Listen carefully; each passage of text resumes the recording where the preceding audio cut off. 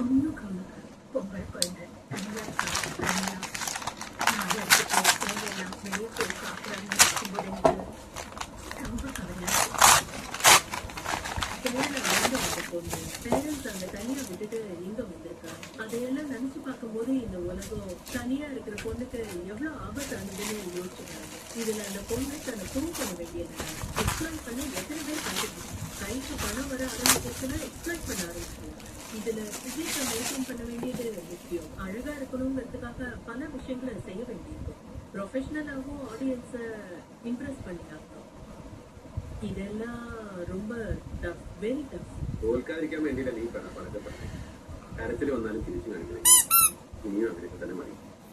കണ്ണു വാങ്ങി ആരുമില്ലാത്ത കൂടെ എഴുതുന്നു.